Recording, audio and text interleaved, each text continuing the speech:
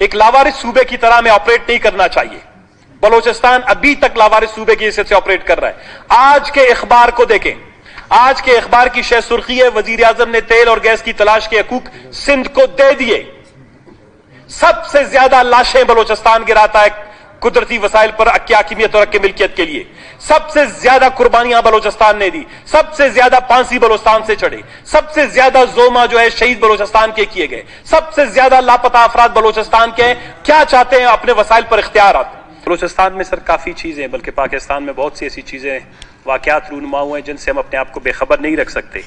मैं आज सुबह जब चाय की प्याली सामने थी और आज का अखबार सामने था तो बहुत दिलखराश किस्म की खबरें इंसान के आंखों के सामने से गुजरती हैं। हम बम धमाकों या बसों में जलने वाले अपने इंसानों की बात बाद में करेंगे, लेकिन जो जिंदा इंसान है वो इस वक्त जिस कर्ब से, तकलीफ से, दर्द से गुजर रहे हैं उसका आप तसव्वुर भी नहीं कर सकते हैं। मैं जनाब हमारे फाइनेंस मिनिस्टर साहब इस वक्त बैठे हुए हैं, अगर आज के अखबार की आप शह सुर्खी पढ़ लें, जो जी शऊर पॉलिसी मेकर्स हैं जो इस सूबे को चलाते हैं, इस सूबे को समझते हैं या पाकिस्तान के अंदर बाकी इंसानों की तकलीफ और गम को समझते हैं, उनके लिए मेरे ख्याल में ये हम सब के लिए रोने का मुकाम है। आज की हेडलाइन फिर यही है कि बिजली महंगी, सब्सिडी खत्म, IMF से वर्चुअल मुज़ाकरात यानी जो उनके साथ उनके नुमाइंदे बाहर बैठे हुए हैं कंप्यूटर पे बैठकर, वहां पर जो जूम के जरिए से, स्काइप के जरिए से जब मुज़ाकरात होते हैं, इन तमाम मुज़ाकरात में ये फैसला किया गया है कि बिजली 7 रुपए मजीद महंगी होगी।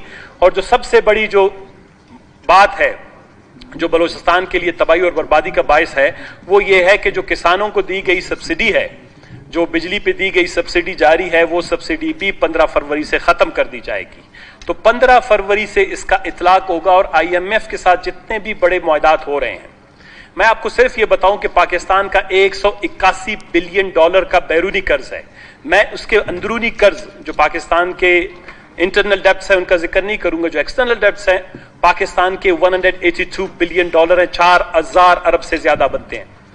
ये सारे कर्जे लिए जाते हैं, IMF से वर्चुअल मुज़ाकरात किए जाते हैं। मैं इस्लामाबाद में था, ANP की एक कॉन्फ्रेंस थी बादशाह खान और वली खान के सिलसिले में, हमारे फाइनेंस मिनिस्टर साहब उधर थे, तो मैंने उनसे पूछा कि आपको दावत दी गई है IMF के साथ जो मुज़ाकरात हो रहे हैं, क्या सूबे की नुमाइंदगी इसमें सूबे होते हैं नहीं होते? Because we are not part of the government. बदकिस्मती ये है कि लोग हमें भी हुकूमत का हिस्सा समझते हैं। तो मैंने कहा कि क्या आपको जो है IMF के मुज़ाकरात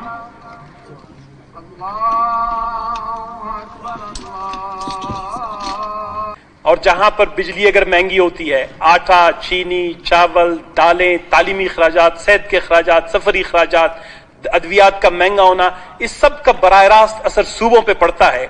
और ऐसे अहम फैसलों में मुझे तो बिल्कुल हैरत होती है कि ये कैसा फेडरेशन है जहां पर आप बिलियंस ऑफ डॉलर्स की जो है आप कर्ज लेने की बात करते हैं और आपने सूबे के किसी एक नुमाइंदे को भी उधर नहीं बैठने की इजाजत देते कि आपका एग्रीमेंट जो है, उसका एग्रीमेंट का इंपैक्ट, उसका असर हमारे लोगों पर क्या पड़ने वाला है। और बलूचिस्तान गुर्बत की सतह, वहां पे जब हम पहले भी कहते थे 86% जो है बिलो पॉवर्टी लाइन जो हमारे लोग जिंदगी गुजारते हैं, मल्टी डायमेंशनल पॉवर्टी इंडेक्स में बार बार इसका हम जिक्र करते चले आ रहे हैं। तो आज जनाबे वाला मेरे ख्याल में आपकी तवस्सुत से, इस असेंबली की तवस्सुत से यह बात चली जानी चाहिए कि कोई भी हुकूमत हो, चाहे वो हमारा इत्यादी हुकूमत हो, चाहे हमारा मुखालिफ हुकूमत हो, कुछ कायदे, कुछ कवानीन, कुछ जवाबित होते हैं। एक सूबा, उसके इतनी आधा पाकिस्तान और उसकी इतनी बड़ी कोस्ट लाइन और उसके वसाइल, चाहे रेको देख के हो, सेंधक के हो, फेडरल गवर्नमेंट तन तनहा बैठ के फैसले भी हमारे ऊपर इंपोज करते हैं और उसके बाद IMF के साथ भी अकेले में आप बंद कमरे में बैठकर फैसले करते हैं।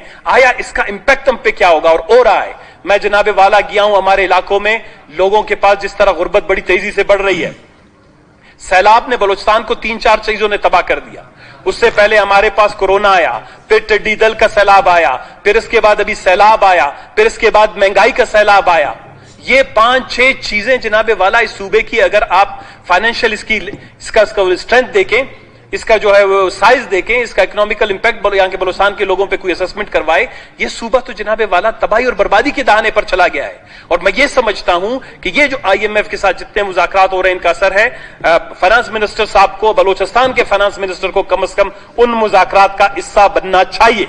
अगर फेडरल गवर्नमेंट ने ज्यादती की, हम आपका साथ देंगे। इसमें फेडरल गवर्नमेंट को यह बताना चाहिए कि बलूचिस्तान को इन तमाम मामलात से दूर नहीं रखना चाहिए।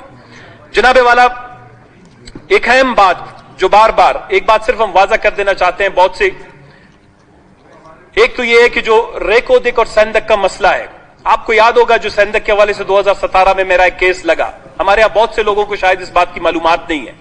جولائی 2019 میں میرے کیس پہ، میرے سندک کے حوالے سے میرے جو کیس تھا بلوچستان ہائی کورٹ میں، اس میں فیصلہ دے دیا گیا کہ سندک کا جو ہے اختیار، اس کی توسیع کا، اس کی ترمیم کا اور اس کی اونرشپ کا وہ پروونشل گورنمنٹ لے گا۔ لیکن انفارچونیٹلی بدقسمتی یہ ہوئی کہ جناب والا اس فیصلے کے باوجود ای سی سی نے فیبروری میں 15 سال کے لیے سندک کی لیز ایکسٹینڈ کر دی۔ سب لوگ کہتے ہیں جی ثنا بلوچ کیوں نہیں بولتا، ثنا بلوچ کو عدالت میں، بھائی عدالت نے فیصلہ دے دیا۔ میرے کیس میں اب ساری چیزوں کا ذمہ دار مطلب لوگ، باقی بھی ہم سارے نمائندے ہیں یہاں پر، باقی بھی صوبائی حکومت ہے۔ 15 سال کے لیے صوبہ آپ سے وفاق نے آپ کا یہ فیصلہ کر لیا ہے۔ یہ فیصلہ میں 2 سال تک عدالتوں میں لڑتا رہا اور عدالت نے جو ہے آپ کے حق میں فیصلہ کر دیا ہے۔ اب صوبائی حکومت کو اپنا اختیار استعمال کرنا چاہیے۔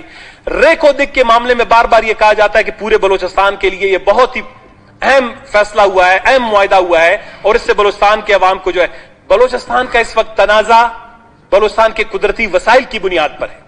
سوئی گیس سے شروع ہو، سندک سے شروع ہو، کوسٹ لائن سے شروع ہو، زمینوں کی ناجائز الاٹمنٹ سے شروع ہو، مائنز اینڈ منرل سے شروع ہو، ریکودک کا جو فیصلہ ہے جناب والا، آج میں دوبارہ یار ریکارڈ پہ بتا دینا چاہتا ہوں کہ بلوچستان نیشنل پارٹی اور ہم سب کا موقف تھا۔ میرا یہ قرارداد میرے خیال آج سے 6 مہینے پہلے اسی اسمبلی میں پیش ہوا اور بدقسمتی سے ایک ممبر کی کمی کی وجہ سے وہ ریجیکٹ کروا دیا گیا۔ وہ یہی تھا کہ بلوچستان کو 50% اونرشپ ملنی چاہیے۔ جو 25% ایس او ایز کے نام پر اسٹیٹ اونڈ انٹرپرائزز کو 25% جو دی گئی ہے 160 ارب روپے کے بدلے، $900 ملین کے بدلے، جس میں پی پی ایل ہے، او جی ڈی سی ایل ہے، گورنمنٹ آف پاکستان ہولڈنگز ہیں، وہ بلوچستان کو دے دے۔ اگر وہ بلوچستان کو 25% مل جاتے ہیں تو 50 بلوچستان کی جو ہے آٹومیٹکلی 50% ہوتے ہیں۔ تب جا کے یہ معاہدہ کسی سطح پر جو ہے ایک بیلنس معاہدہ کہلایا جا سکتا ہے۔ اب بھی ریکودک میں کمپنی اور وفاقی حکومت کی سہ ہوگی اور ہم آنکھیں ملتے رہیں گے، اور لوگ یہ سمجھتے ہیں کہ جناب والا شاید یہاں کے نمائندوں کی کوئی ڈیل ہوتی ہے، کوئی بات ہوتی ہے۔ آپ کو خود اس بات کا علم ہے کہ جب تک 8-10 سال تک یہ کیس چلتا رہا اور یہ ساری چیزیں فیڈرل گورنمنٹ نے کس طرح مینج کی ہیں۔ پروونشل گورنمنٹ اگین میں کہتا ہوں ہمارے ہاتھ باندھے گئے تھے۔ 25% بلوچستان کے مسئلے کا حل نہیں ہے، اور جب بلوچستان کے تنازع پر جب ٹیبل پہ لوگ مذاکرات کے لیے بیٹھیں گے یہ تمام معاملات آئیں گے، لہذا اس کو دیکھنا ہوگا۔ جناب والا ایک اہم موضوع میں آپ کو بتاؤں، سردار صاحب یہاں بیٹھے ہوئے ہیں، وہ شاید اسی سے متعلق بھی کچھ مائنز اینڈ منرل سے سردار بھوتانی صاحب کے پاس کچھ ڈاکومنٹس ہیں، وہ بھی شاید آج اس پہ بات کریں گے۔ میں ہمیشہ سے یہی بات اسی لیے کر رہا تھا، ایک لاوارث صوبے کی طرح میں آپریٹ نہیں کرنا چاہیے۔ بلوچستان ابھی تک لاوارث صوبے کی حیثیت سے آپریٹ کر رہا ہے۔ آج کے اخبار کو دیکھیں، آج کے اخبار کی شہ سرخی ہے وزیر اعظم نے تیل اور گیس کی تلاش کے حقوق سندھ کو دے دیے۔ سب سے زیادہ لاشیں بلوچستان گراتا ہے قدرتی وسائل پر حق حاکمیت اور حق ملکیت کے لیے، سب سے زیادہ قربانیاں بلوچستان نے دی، سب سے زیادہ پھانسی بلوچستان سے چڑھے، سب سے زیادہ زوما جو ہے شہید بلوچستان کے کیے گئے، سب سے زیادہ لاپتہ افراد بلوچستان کے ہیں۔ کیا چاہتے ہیں؟ اپنے وسائل پر اختیارات، اور اپنے وسائل پر اختیارات کے لیے ہم اتنی جھگڑے کرتے ہیں، اتنا اسٹرانگ کیس ہمارا ہے، لیکن سندھ جو ہے وہ ہم سے بازی دوبارہ لے گیا۔ یہ دیکھیں جناب والا، آج کے اخبار کی شہ سرخی ہے کہ ڈاکٹر عاصم صاحب نے کنونس کر لیا تیل اور گیس کی تلاش کے معاہدے، تیل اور گیس کی تلاش کی جو ہے نرخ نامے، تیل اور گیس کی تلاش کے جو ہے فوائد، یہ ساری جو ہے سندھ حکومت کو دے دیے گئے۔ یہ بات 20 سال سے کر رہے ہیں، کانسٹیٹیوشن کے اندر اس کا آرٹیکل ہم نے ڈال دیا، جب ریکودک کی بھی بات آتی ہے اسی لیے ہم یہ کر رہے ہیں۔ تو کیا ہماری صوبائی حکومتیں اور ہماری صوبائی کل کیبنٹ کا اجلاس اگر ہوگا، these are very important issues, اور دوبارہ اسی لیے ہم یہ کہہ رہے ہیں، سندک ہے تو اس کو کھولو، ریکودک ہے تو اس کو کھولو۔ یہاں پر کوئی کسی کے حوالے سے، ہمارے حوالے سے کل بلوچستان میں ہم نہیں ہوں گے۔ بلوچستان میں بہت بڑا تنازع چل رہا ہے، بلوچستان میں بہت بڑی بدامنی ہے، ہر ضلع سے شودا کی، مارنے کی، مروانے کی خبریں آ رہی ہیں، یہ سارے اس تنازع کا حصہ ہے۔ تو جب تک بلوچستان کے اندر ان چیزوں کو اسٹریم لائن کر کے ڈسکس نہیں کیا جاتا، یہ معاملات آگے نہیں بڑھیں گے۔